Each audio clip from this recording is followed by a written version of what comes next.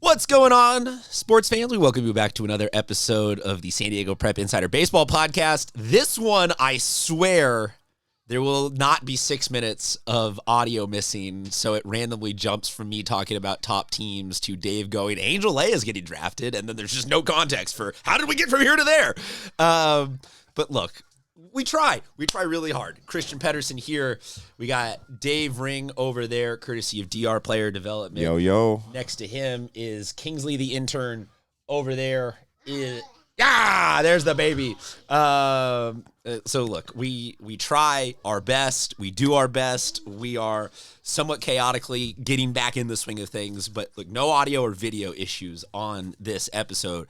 On this episode, top 10 Dave's Dingers. Baseball season has been blessed with a week of no rain, and so now I think, Dave, I'm confident in saying some of the things that I have to say in this episode, instead of it being just reactionary sort of, he's had 5 games, he's had 2 games, what does this even mean? It's a definitive top 10 at this point. Well, I think I'm glad you got there. I think it is a definitive top 1 that everybody else is chasing currently. Correct. Yes, but we will get to that. So you tell me what your top 10 is, and we will go from there.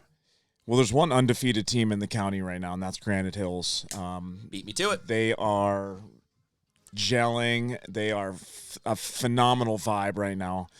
I got Patrick Henry at number 2. They're 5-1. I mean, this team is built to go deep into the playoffs this year with pitching. Bunch of seniors. Eastlake I've got at 3. They're 4-1. They had a nice little walk-off. I think it was a squeeze by Zoe Watson. Yep. Pretty legit. Point Loma, their pitching staff's manned by Matthew Garrison. They're 4-1 right now. I mean, I think Point Loma is also a team that every year just keeps putting up wins, and they're in a position to really to win a lot of games this year, in my opinion. Carlsbad, they're next at 5-2. I'm going to drop Saints down. They're number 6. They're 2-4. They played Granite. They played a couple tough teams to start the year. I think they're going to show us that they're really built to make it deep in the playoffs. Also, Rancho Bernardo, they're 3-3. They very solid team. They did lose to Del Norte, which is, we might be talking about Del Norte here. They've beat a couple really tough teams in my top 10 here in the first couple weeks. But I'm going to put Rancho Bernardo there. Torrey Pines at number 9. They're 2-2. Their pitching staff is manned by Brody Martin. He's really come into his own. This guy throws absolute gas. He's got a long, lengthy body. Really good pitching staff this year. Also have Jack Swanberg. Don't forget about him. And at number 10, I'm going to put University City. They're at 5-1. That's my alma mater. Everyone knows they're really stacked. And they talk a lot of crap. They're not shy to talk, be talking from the dugout, from what I hear. But I've got them as a team that we need to keep our eye on the rest of the season here. They're a really tough team.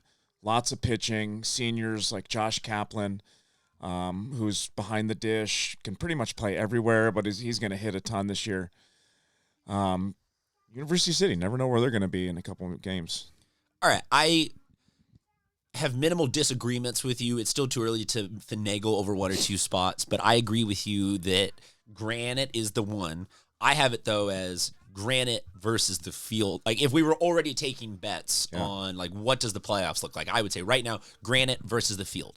Brendan Lewis is phenomenal, is already hitting yaks. He probably is on that very short list of Player of the Year, and he won it as a junior. I mean, I think that, incredible. When you talk about somebody who's that kind of dynamic and the rest of the team is performing well, I don't see too many holes right now in their setup. His ERA is 0.00. Icy cold. Past that, I think that this is a year where nobody's safe. We've seen Sage Creek beat LCC. We've seen Rancho Bernardo lose. Torrey Pines has lost a couple of games. You go down the list, and there's a bunch of these squads right now who are traditional baseball powerhouses that have not fallen off. I think just the competition around everybody else is elevated. Yeah. I think we have... Yeah, Sage Creek is strong. They're 3-2, so they're a team that I looked at for Well, and my Sage top is just 10 one for example. sure. They beat LCC this week, but I think it's kind of, you list maybe the back 5 to 6 teams Yeah. in your top 10 have a loss that is a quality loss. Totally. Like this is not, oh my God. And I hate coming up with school examples to be like, I hate accidentally teams catching strays, but like if RB lost to, Coastal Academy or somebody, if RB lost to a D5 school badly, I'd be like, okay, red flag. That's a bad one. Yeah. But Torrey Pines losing a couple of games against really top opponents. We've seen a Torrey team be the 8th seed. Exactly. We've seen last year's championship team And we know be they're somewhat gonna come underwhelming through. in the regular season Exactly. and then put it all together. So I definitely think that right now, saying Granite versus the Field is not a disservice to anybody else, but Granite versus the Field is just kind of where we're at. Granite is that kind of good this year. Yeah, I agree. I will also agree. just throw in a note that in all of this, we are going to kind of, once Bodie gets back, and we can dump this onto him and his little stat-infused brain. Bodie, please come back. We miss you. But football last season, Dave, I don't know how dialed you were in with football, but they switched to a playoff format. Yeah. Where you I just noticed that. you take everybody at the end of the year, rank them 1 through 120 or whatever, and then it's this couple, or like the 4 are open, the next 12, those are all the divisions going down the list. And there's some tweaks, there's some like already reactions and corrections being made, but I will be interested to see if as we get further and further into this top 10 this year, are there teams in that D2, in that D3 this year that might even be good enough to be like, yo, we are 15 to 20 teams deep in terms of who would make a really good D1 and open playoffs, and we're going to only get half of those teams in because some of them are in the lower divisions. The stats are saying yes. So far, yes. With the pitching that is coming out of D2, I mean, I completely agree with that statement. Every team right now has a guy. So let's talk some of the stats. Do you want to do dingers? Do you want to do game balls? What do you got? Yeah, I mean, I've got both. So whatever Start you want with to the start dingers. with first. People come. You're like, we know what you're here for. I'm waiting to put this on social, but you seen the I think you should leave skit about the zip line, where the guy's only there for the zip line. That's you and home runs. Dave's only here for the home runs. Fast forward button until Like, no, I don't want to strike out. No, I don't want to double. Triple in the gap. No, who cares? Christian Home needs runs. to put like a dingers, like a little icon on the bottom so people know what to scroll to, right? Exactly. All right, give us Dave's dingers for this week. Yeah, for sure. I mean, you post a lot of dingers, so if you're looking for dingers, make sure you go to the There's page. a lot of people hitting dingers this I know. year. Make sure you I would be send curious, them to us what's too. the best year, and there's no way to track this, but like, what is the most people that have hit a home run in a San Diego CIF section? That's a Bodie question. Like that's also why that might not even be a Bodie question, but like, could 100 people hit a home run? Could 200? Like, what's it like? Whatever the normal number is, I'd be curious if we're gonna have like a bigger number than that this year, just more spread out power. All right, I feel Dave like dingers. there are some dingers happening, and it's just widely spread out. Like you said, Hugo Gonzalez, he went Apo Taco to the short porch in right field at Del Norte. I mean, Hugo's one of the captains at Rancho Bernardo, and really one of my favorite players to be around when I'm on the field. Really lights it up in terms of being a leader. I have nothing but good things to say about Hugo. Josh Rock over at La Jolla Country Day. He's got 3 swamp donkeys so far. We know the ball flies over there, but the guys at La Jolla Country Day can hit, man. Ian Brook, Patrick Henry, I think coming off a football season, probably didn't even pick up a bat, just woke up and started hitting dingers. He's got 3 dingers to start the year for a incredibly stacked Patrick Henry team. I mean, you go through that lineup, and I think part of the reason why Ian's getting pitched to is because there are some really good hitters in that lineup that are tough to get out. Senior Ethan De La Cruz has 2 bombs for Oceanside. We're going from North County all the way down to South County. Let's go down to Axel Reyes. It's San Ysidro. He's got 2 long balls. And then we got to come back up to Claremont. Bo Osland and Brandon Weiss both went yard against Hilltop to support Christian Garcia and his huge start. I mean, He's in Claremont, yeah. Yeah. He's gonna have a good year. Yeah, this year, Claremont's off to a really good start, 3-0. They've got Jake Robbins, Christian Garcia at the top of that rotation. I see Claremont really doing some things this year. They're hitting.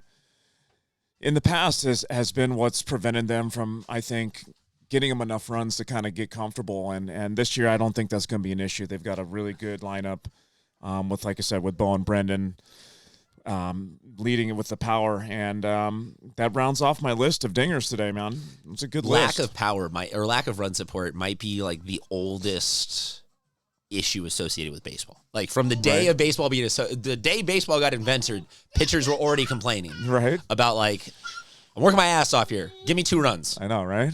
Somewhere Jake Peavy's got his little spidey senses are tingling. Like, I spent a decade in San Diego not having enough run support. All right, I want to talk about pitching. You do your dingers. I do my pitching.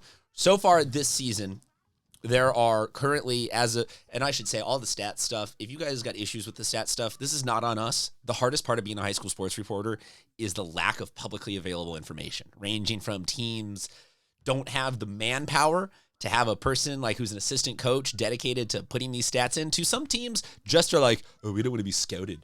Like, it's okay. Oh my God.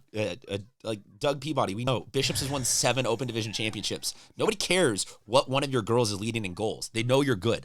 Kings, you're so sweet. She wants to talk about Point Loma. All right, but right now, Dave, 29 guys with a 0 ERA. Yeah, man, that's of that nuts. 29, though, there are only 8 of them that have double-digit innings. Right. So a little bit. I'll read off the double-digit innings. You said already Brendan Lewis. You brought up Matthew Garrison, Jaden Guevara from Monta Vista, Christopher Bain from Rancho Bernardo, Sam Romero from Escondido Charter, Brody Martin, you mentioned him, from Torrey Pines, Jesse McCormick from Valhalla has a 0 ERA, Jake Sakurachi from Scripps Ranch, apologies if I'm saying that wrong, Jake, he has a 0 ERA. Those are the 8 guys that round out 0 ERAs with double-digit innings. Jumping down then a little chunk to the next group of shout-outs that I want to give, we get to the people who have like closing in on 20 innings. Jacob Holman from Grossmont is at a .39 ERA. Carter Tucker from Imperial is at a .4 ERA. Dog. Aaron Gonzalez from Olympian is at a .41. Ozil Villanueva from Brawley is at a .45. Like, you get the point. We have some really good pitching this year, and granted, it's gonna, like, some of these ERAs will go from .4 to 2 naturally. Like, that's just kind of how baseball is. But I could go on and on and on. We have, in total, as of right now, 57 guys with sub-1 ERA in San Diego, ranging from 7 innings pitched up to 29. So I think, and there's a few guys on that list that have gotten touched up in their first couple of games, like Mateo I think it's Villanueva. He's at Coronado. The dude's got some really good stuff, man. He just ran into a tough Granite Hills team. Yeah, and right now, as total ERA, there are 178 pitchers that have registered stats on MaxPreps. That's fantastic. So of that, we're looking at like over a quarter of the pitchers in San Diego County who have registered innings this year still have a sub-1 ERA and are shoving. I love it. Dave, game balls, stats, what do you got next? My favorite pitchers are the guys that are senior captains too, that are like pitching in their senior year, and just dealing. Like Jackson Jenkins, he's a OG over at San Marcos, the .58 ERA. I mean, my favorite pitchers are the goofy relievers Mission that never Hills, pitch but bring the team together. Mission Hills GOAT. Yeah, it's so cool to see a guy like that just really leading the charge for his team, and it's just a fantastic like environment when you see your seniors kind of leading the show like that. Okay, so we're down to game balls here. One of the sweetest swinging lefties that I've seen here as far as catchers go in San Diego is Owen Glick. He's over at Rancho Bernardo. He had 2 knocks versus Del Norte. I mean, this guy is built. He's got kind of like if you're a baseball fan, like a Joe Mauer-ish type swing. Almost built kind of Adley Rutschman-like. That's 2 very different generations of references. Well, see, that's why I did that. I did that for you, and then I did that for the new. No, new and the old there. Oh, you and the new. Oh, God, Dave. Man. Just because I'm a dad. You have a dad. You have a kid now. And, in my opinion, and he's a lefty hitter. So if you didn't get the visual of what I was trying to go for, he's a lefty hitter. Speaking of lefty hitters, we have 2 sweet swinging lefties at Granite Hills. Phillip Jones, Tommy and Tranken. Those guys both are. I mentioned Granite Hills, right? They led the charge against Coronado in that 5-0 victory where they beat Mateo Villanueva. I mean, that if you look at these guys' swings, I mean, these guys are very high-level hitters, built for average and power. So keep an eye on these two hitters for Granite Hills this year. Antonio Orozco for Bonita Vista. He's got 8 hits in 5 games. That's a .571 batting average, starting the year off hot. Landis Wynn over at Madison, .500 batting average, 12 hits in 8 games. I mean, this guy's a hit machine. Every time he gets up, I feel like there's a barrel and it falls. And he's one of the reasons why Madison is also off to a hot start. And a team that we need to keep an eye out on here. Zach Jurjuric. There we go. I have long subscribed to the philosophy of just power through it. Do it. Jurjuric. Because the faster you say it, the less room you have for people to critique you. Yeah, because no matter how bad you butcher it, you just like, oh, I said it too fast. My bad. Zach Jurjuric, La Jolla, 10 RBIs in 8 games played so far. Him and Hank Hansen over there are the power. They're the RBI duo. Christian, I got to give a game ball to Mr. Major over there. Let's see, what's his first name? I put L Major. I have been briefed that the only person that we are encouraged routinely to give game balls out is Benji Gill. Benji. That Benji is apparently their favorite player, and that all other people. I recall another Major going through Christian. He possibly was at Santa Barbara and then moved to Cal Poly. So I think this is the brother of a guy we used to cover. It's pretty safe to say that when we're like when somebody has the same name, playing at a similar high school, same sport, it's most like that's the second Intrican kid. I'll go back and say your name later in the show, bro. But we know who you are. 7 innings pitched, complete game, 6 Ks, 2 hits, 0 runs, a 9-1 win over Grossmont, threw a bunch of chairs. Game balls got to include some pitchers. I mean, the hitters are doing well right now, but in my opinion, the pitchers are way far ahead, as we usually talk about. And, it's one of those things, man. But I do feel like there are enough hitters in San Diego for us to see some really good numbers. And it's kind of like when you face the Dodgers. You go in, if you're a major league team and you go face the Dodgers, you're going to just see arms, and it's just a tough day, man. And I feel like that's kind of where all the schools are right now. They're facing some arms, and all the hitters got to catch up with their timing and really got to get going here. I promise I'll find your name, Mr. Major, later in the podcast. I think I'm going to add in one more game ball here to Elijah Stevens at Sage Creek, since he's one of the guys that's keeping that record for them, 3-2. He's got a .58 ERA, 12 innings. I mean, dude, I could just go down this pitching list and have enough game balls for like 3 shows right here. But, everyone's got a .5, a .4. I mean, geez, Clyde Cates over at Bishops. He's one of my favorite kind of on the come-up guys. He's really gaining a lot of velocity with his on the mound. He's at a .57 ERA, and the dude's a shortstop with a lefty bat. I mean, it's just it's a really good combination. I foresee him playing at a really high level in the future. Bishop needs to get back to a championship game and get a dub there. After what happened, was that a year or 2 ago? I agree. They lost to Calexico.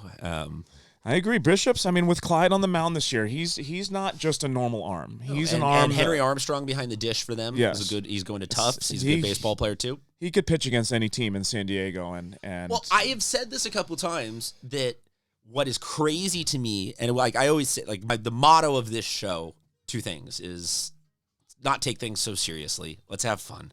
Let the baby speak. And then, okay, fine. There's a lot of rules, but the main 2 rules have been just let's have fun. Don't take this stuff so seriously. We're all just here to have a good time. And number 2 is that we are so much better at baseball than any other sport. Like we are baseball, everything else. So when we talk about could a D4, like in the football world, would Lincoln even be giving up a field goal to the D4 champs? No. that would be a very, very, I would almost be an unsafe game.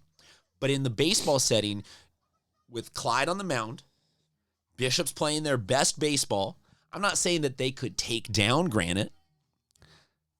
They might lose to Granite by 3 or 4 runs. But it would be a game the beauty of it. Where you could go, like, there is this permutation where if Clyde gets us 3 or 4, if we get 3 or 4 innings, if we get a run or two, exactly, like, we can hang it. Like, and that's just, to me, so dynamic and awesome. When you talk about some of these teams, it drops off. They might not have 5 deep on the bench who are all going to play at college. But some of these teams, like we talked about that homeboy at Imperial, the pitcher. Oh gosh, I got 600 billion names.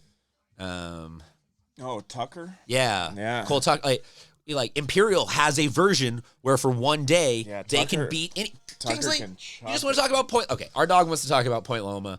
That's all we're gonna do. But Dave, what else do you got this week before we say goodbye to people? Because I'm on my soapbox ranting now. That was it. I got all my game balls, all my dingers, top 10. Boom, we are done, man. All right. Well, on that note, thank you very much for everybody that stuck around till the very end. Make sure you check out DR Player Development for all of your hitting needs and just for good baseball tips. He's just good at educating people on the game of baseball. Thank you to both of our interns for being relatively peaceful and calm. Bodie, we miss you. Come back to see that Kingsley's barking for Bodie. Thank you, everyone, for tuning in. We'll talk to you guys later.